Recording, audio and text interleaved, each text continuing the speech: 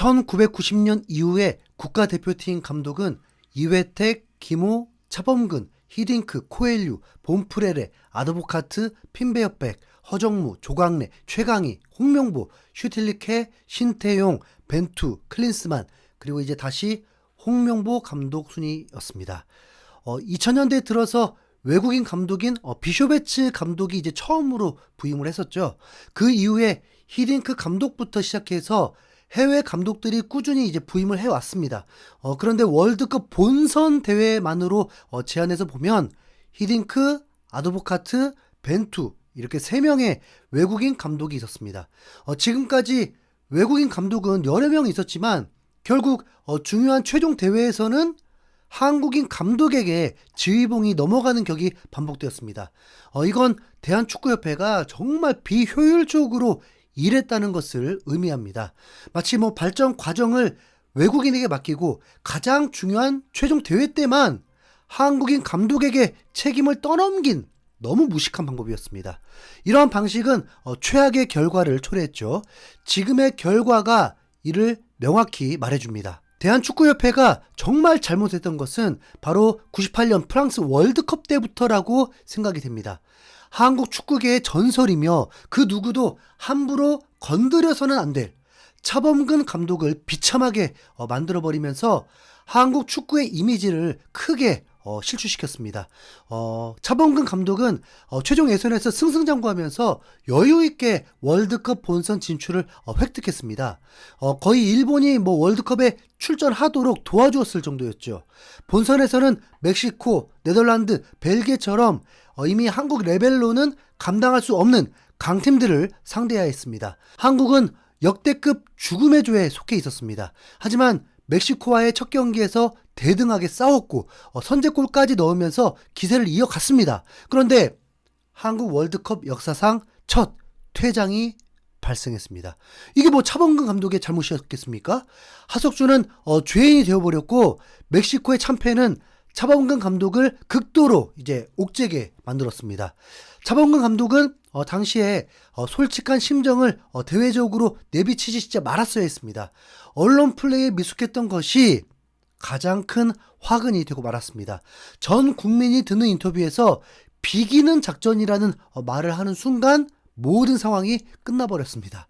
만약 결과가 무승부였거나 투혼을 발휘해서 아쉽게 패배했으면 또 그런 일은 없었을 것입니다. 그러나 0대5로 처참히 패배하자 축구협회는 2연패했다고 그냥 갑자기 월드컵 도중에 차범근 감독을 경질시켜버렸습니다. 오실점 충격보다 진짜 중도 경질이 더 충격이었습니다. 네. 일본에서도 헤드라인으로 장식을 했습니다. 아니 차범근 감독이 무슨 중국, 베트남, 볼리비아한테 진 것도 아니고 이미 죽음의 조였는데 당시 한국이 월드컵 진출 경험이 많지 않았지만 월드컵 본선 도중의 경질은 처음 있는 일이었습니다. 물론 대중들의 비난 여론도 분명히 있었습니다. 축구협회는 대중의 눈치를 보면서 감독을 잘랐습니다. 네. 대한축구협회 모든 임원들보다 해외 축구에 대해서 지적으로 경험적으로 훨씬 월등했던 차범근 감독을 경질시킨 것입니다. 이 실수는 돌이킬 수도 없었습니다. 어떤 감독들은 다시 국가대표 감독으로 돌아오기도 했습니다. 하지만 차범근 감독은 국가대표 감독으로 돌아올 자리가 이제 없었습니다. 불명예스럽게 제대를 시켜버려서 다시 돌아오게 할 방법도 없었죠. 네. 덕분에 이제 히딩크 신화가 완성되긴 했으니까. 네. 이후에 한국은 능력 있는 외국인 감독의 필요성을 느꼈고 그 경험은 성공적이었습니다. 한국 축구가 성공하기 위해서는 아직까지 국내 감독은 역부족이라는 생각을 하게 된 것도 무리는 아닐 것입니다. 하지만 냉정하게 생각해 봅시다. 한국 국내 감독에게 전폭적인 지지를 해주고 0대5로 패배하고 또 패배하더라도 과정인 만큼 참아주고 외국 팀들과 붙는 대회에 출전시키고 K리그까지 쉬게 하면서 합숙 훈련과 체력 훈련을 시켰다면 국내 감독도 충분히 성과를 낼 수 있지 않았을까요? 네. 결국 축구협회가 유명 감독에게 꼬리를 내리면서 그냥 끌려가서 얻은 쾌거일 뿐입니다. 네. 축구협회가 잘한 것은 아니었습니다. 축구협회는 히딩크 감독을 붙잡지도 못했습니다. 히딩크에게 정권을 주었더라면 혹시 몰랐겠지만 이미 언론들이 히딩크 감독의 사생활까지만 관여했던 이상 저라도 한국을 떠나고 싶었을 것입니다. 한국은 분명 국내 감독 체제에서도 성공을 했습니다.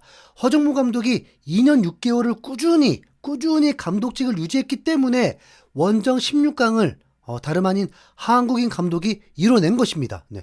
허정무 감독에게도 위기가 있었습니다. 한국 선수들의 레벨 자체가 네덜란드 선수들과 같지 않은데 당연히 경기력이 떨어지지 않겠습니까? 어떻게 모든 것이 다 좋았는데 골 결정력만 안 좋고 그럴 수 있었을까요? 당시에도 감독 교체론이 크게 불거졌습니다. 이런 상황에서 언론들은 허정무 감독을 뒷조사하듯이 영혼까지 끌어모아가지고 비난할 것들을 찾아냈습니다. 허정무 감독은 남아공 월드컵을 마친 후에 축구협회에서 강력하게 재계약을 요청했지만 극도로 지쳐서 더는 할 수 없다는 통보와 함께 결국 팀을 떠나게 되었습니다. 돌아보면 그건 대한축구협회도 문제지만 책임감 없는 언론이 진짜 문제였습니다. 지금처럼 유튜브가 있는 것이 정말 다행이기도 합니다. 유튜브 세계에서는 가짜 정보가 판을 치면서 혼란을 주곤 있지만 그래도 팬들이 잘 분별을 한다면 여론에 쉽게 흘러가지는 않을 것입니다. 이 점을 꼭 기억해야 합니다. 네. 이러한 현상은 일본도 겪었습니다. 일본은 한국보다 먼저 외국인 감독을 선임했고 한국보다 먼저 선진 축구를 도입하면서 시스템에 변화를 주었습니다. 지금의 일본 축구는 선진 축구인 척하는 것이 아니라 부러울 만큼의 선진 축구 수준입니다.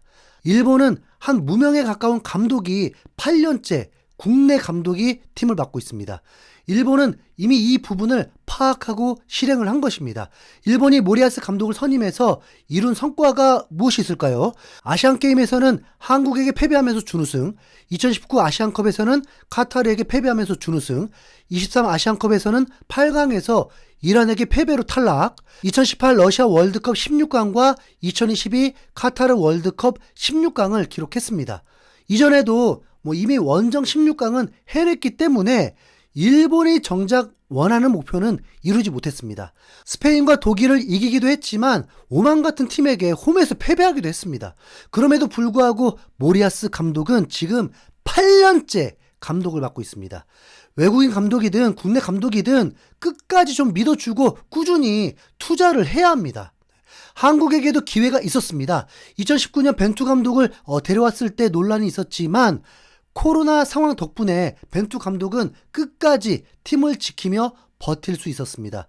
마침내 코로나 기간을 제외한 최소 2년여 동안 팀을 만들면서 빌드업 전술이 통하고 강팀과도 대등할 수 있을 정도의 전술적 레벨로 한국 축구를 성장시켰습니다. 결과로도 원정 16강 진출에 성공하면서 팬들은 벤투 감독의 유임을 원했습니다. 그리고 벤투 감독도 한국에 남기를 원했다고 들었습니다. 하지만 계약기간 조율과 계약 조건, 결국 돈 문제로 인해서 재계약을 하지 않으면서 한국 축구는 다시 처음부터 시작해야 했습니다.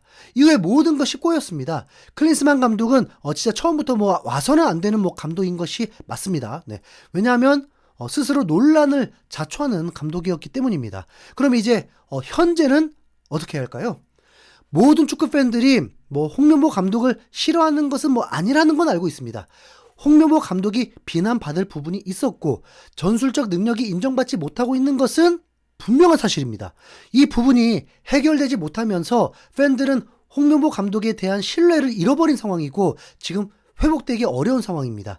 하지만 팬들은 감독만 바라보는 것이 아니라 선수들도 바라봅니다. 만약 지금처럼 팬들이 감독을 싫어하는 것처럼 감독과 선수들 간에 불화까지 있었다면 6개월이 남아도 홍명보 감독은 경질되었을 것입니다. 하지만 다행인지 불행인지 감독과 선수 간에는 관계가 지금 매우 좋다고 합니다. 그건 조직력에 도움이 될 수도 있고 멘탈이 강한 선수들과 코치진들이라면 결과로 증명하기 위해서 똘똘 뭉칠 수 있습니다. 어차피 이제 한국은 결과만이 중요하게 되었습니다. 모든 퍼즐이 지금 맞춰졌습니다. 북중미 월드컵 조 1위 아니면 어차피 16강은 꿈도 꾸지 말아야 합니다. 그냥 대진이 그래요. 네. 하지만 조 1위를 할 수 있는 기회가 24년 만에 지금 한국에 오게 되었습니다. 일부에서는 고지대 환경을 얘기하고 뭐 멕시코와 덴마크가 까다롭다고 하지만 이건 지금 한국 축구의 레벨을 착각하고 그냥 한국을 깎아내리는 것밖에 되지 않습니다. 미국의 레전드 도노반도 한국이 1위 할 거라고 하잖아요. 네. 멕시코가 뭐 예전 멕시코가 아니고 지금 전력에 큰 문제가 있다고 얘기하잖아요. 네. 한국 축구의 레벨을 좀 기준으로 놓고 상대팀을 바라봐야 할 거 아닙니까? 스포츠는 뭐 질 수도 있고 뭐 이길 수도 있는 거지만 이번 거 뭐 무조건 뭐 이긴다가 아니라 기회가 온 것은 분명합니다. 자꾸 2014년 월드컵 얘기를 하는데 당시 한국 축구는 박지성이 없는 멘탈 붕괴 상태에서 세대 교체를 진행하던 중이었습니다. 월드컵을 1년 앞두고 바뀐 감독도 당시에 새로운 월드컵 팀을 구성해서 A매치 성적 자체가 그냥 좋지 않았습니다. 페루, 크로아티아, 브라질, 러시아, 멕시코, 미국, 튀니지, 가나 모두 패배했습니다. 당시는 그냥 한국 축구의 암흑기였습니다. 하지만 지금은 한국 축구 역사상 지금 가장 강한 선수 구성이라고 진짜 스스로 자부해도 될 정도입니다. 손흥민, 김민재, 이강인, 이재성, 황인범, 황희찬 뭐 핵심 선수들이 버티고 있습니다. 아기레 감독조차도 한국을 그냥 뭐 유럽팀이라고 평가할 정도인데 이 전력을 어디에 지금 비교해야겠습니까? 최근 몇 년 동안 뭐 브라질에게 실험하듯이 대패한 거 말고는 강팀을 상대로도 대등했습니다. 네. 어차피 월드컵이 끝나는 즉시 뭐 이제 홍명보 감독의 임기는 뭐 결과와 상관없이 끝이 될 것입니다. 본인이 뭐 봉사를 하러 왔다잖아요. 네. 기적 같은 결과를 낸다고 해도 팬들이 뭐 원한다고 해도 그때는 뭐 봉사가 끝날 것입니다. 그럼 그 이후에는 한국도 이제 제발 국가대표 감독에게 8년 정도의 좀 장기적인 좀 시야를 보고 좀 쭉 나가봅시다, 좀. 아니, 제발 좀 4년이라도 좀 믿어줘 봅시다. 아니, 그런 역사가 없어요, 한국이. 네. 매년 30억 이상을 외국인 감독에게 허비하듯이 퍼줄 겁니까? 이정효 감독에게 한 15억씩 주고 믿어줄 겁니까? 이정효 감독이 사임 의사를 밝혔다고 하는데, 네. 월드컵 끝날 때까지 재충전하면서 그냥 기다리면 뭐 타이밍이 딱 좋지 않을까 생각됩니다. 네. 어떤 감독이 와도 시행착오를 겪어야 합니다. 겪게 됩니다. 결과만이 중요할 때가 있고 과정이 더 중요할 때가 분명히 있잖아요. 네. 벌써 지금 뭐 다음 차기 감독을 기다리고 있는 이 상황 뭐 씁쓸합니다. 네. 진짜 월드컵 망하길 바라는 분들이 있던데 월드컵 성공하길 바라는 분들이 많이 있다면 좀 제발 네 분위기 좀 바꿔주십시오. 네. 일본은 지금 잉글랜드와 A매치 정해졌다잖아. 너희들 뭐하냐.